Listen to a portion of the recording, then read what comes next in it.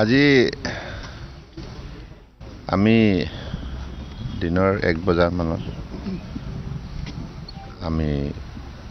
ডিব্ৰুগড় জিলা চাহ মৰ্চাৰ উদ্যোগত আমাৰ গোটেই জিলাখনতে 152খন চাহ বাগিচা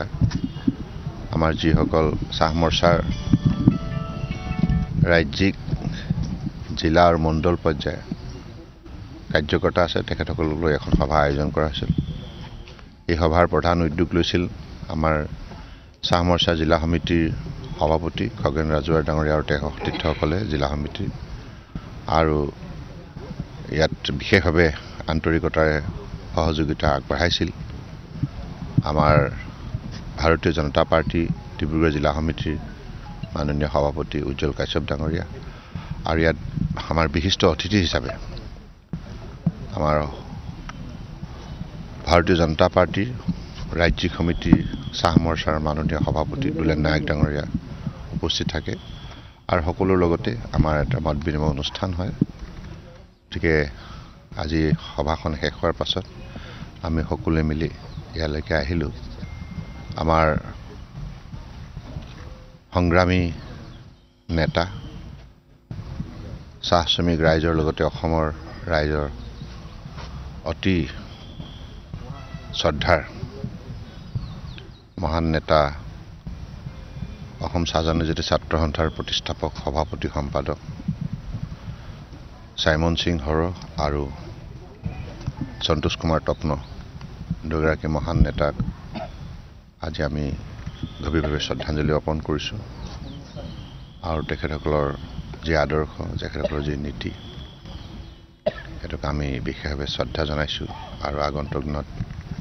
আমি তেখেতসকলে আমাৰ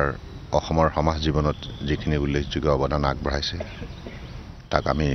মনত ৰাখি তেখেতসকলৰ আদৰ্শৰে অসমৰ বৰাক ব্ৰহ্মপুত্ৰ পাহাৰ ভৈয়ামখনক বসবাস কৰা বৃহত্তৰ অসমীয়া সমাজখনৰ বাবে নিষ্ঠাৰে কাম কৰি যাম, ভাৰতবৰ্ষৰ জনগণৰ বাবে নিষ্ঠাৰে কাম কৰি যাম। যি নিৰ্বাচনী দিনো ঘোষণা হৈছে ডিব্ৰুগড়ৰ যিহেতু আপোনাৰ বিৰুদ্ধে দুজনকৈ প্ৰাৰ্থী আছে, আমি ভাৰতবৰ্ষৰ নিৰ্বাচনী আয়োগক আন্তৰিকতাৰে ধন্যবাদ জনাইছোঁ আৰু তেখেতসকলে দিন ঘোষণা কৰাৰ লগে লগে প্ৰতিটো ৰাজনৈতিক দলেই নিজ নিজ যিখিনি কাৰ্যক্ৰমণিকা সেইখিনি আগবঢ়াব আৰু সকলোৰ লক্ষ্য হৈছে জনসাধাৰণৰ সমৰ্থন বুটলা আৰু আমাৰ ভাৰতীয় জনতা পাৰ্টিৰ নেতৃত্বত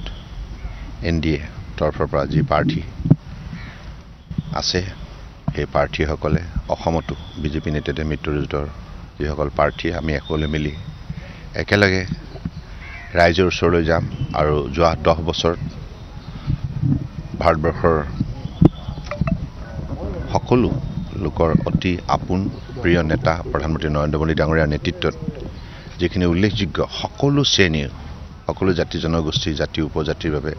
সমগ্ৰ ভাৰতবৰ্ষতে যিমানখিনি উন্নয়নমূলক কাম হ'ল এই সফলতাৰ যি প্ৰতিচ্ছবিখন লৈ আমি জনসাধাৰণৰ মাজলৈ যাম। জনসাধাৰণৰ শ্ৰীচৰণত মূৰ দোৱাই প্ৰতিগৰাকী কাৰ্যকৰ্তাই আমি তেখেতসকলৰ আশীৰ্বাদ বিচাৰিম, তেখেতসকলৰ সমৰ্থন বিচাৰিম। আমাৰ লক্ষ্য হৈছে মাননীয় প্ৰধানমন্ত্ৰী নৰেন্দ্ৰ মোদী ডাঙৰীয়াৰ নেতৃত্বত এখন উন্নত ভাৰত ৰাষ্ট্ৰ নিৰ্মাণ কৰা, বিশ্বৰ বুকুত আৰু আত্মনিৰ্ভৰ ভাৰত নিৰ্মাণ কৰা। গতিকে সেই লক্ষ্য প্ৰাপ্তিৰ বাবে মোদী ডাঙৰীয়াৰ নেতৃত্বত আমাৰ বিজেপিৰ লগতে NDAৰ প্ৰতিটো দল আজি দৃঢ়তাৰে এই নিৰ্বাচনী যুঁজত অৱতীৰ্ণ হ'ব আৰু আমাৰ দৃঢ় বিশ্বাস ভাৰতবৰ্ষৰ জনগণে সততা নিষ্ঠাৰে 10 বছৰে সুশাসন ব্যৱস্থাৰ যোগেদি প্ৰতিগৰাকী নাগৰিকক মৰ্যাদা সহকাৰে জীয়াই থকাৰ অধিকাৰ আৰু সামাজিক নিৰাপত্তা, সামাজিক সুৰক্ষা, অৰ্থনৈতিক উন্নয়নৰ বাবে যি বৈপ্লৱিক পৰিৱৰ্তন আনিলে মাননীয় প্ৰধানমন্ত্ৰী ডাঙৰীয়াই সেই যুক্তিটি তৃতীয়বাৰৰ বাবেও মাননীয় নৰেন্দ্ৰ মোদী ডাঙৰীয়াক ভাৰতবৰ্ষৰ প্ৰধানমন্ত্ৰী হিচাপে নিশ্চিতভাৱে ভাৰতবৰ্ষৰ জনগণে আন্তৰিকতাৰে আঁকোৱালি ল'ব আৰু বিজেপি নেতৃত্বাধীন NDA 400তকৈ অধিক আসন দি তৃতীয়বাৰৰ বাবে শক্তিশালী ৰূপত ভাৰতবৰ্ষৰ বিকাশ যাত্ৰা আগুৱাই নিয়াৰ বাবে মোদী ডাঙৰীয়াক সুযোগ প্ৰদান কৰিব। আমিতো আগৰ পৰা কৈ আছোঁ যে অসমত 11+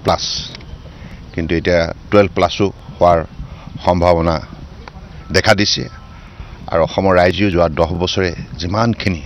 পৰিৱৰ্তনৰ মুখ দেখিছে প্ৰতিগৰাকী নাগৰিকে গতিকে সেইকাৰণে মানুহৰ মনত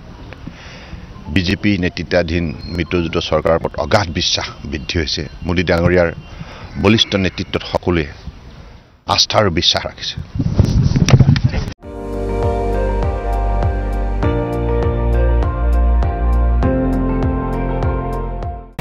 আপুনি চাই আছে ND24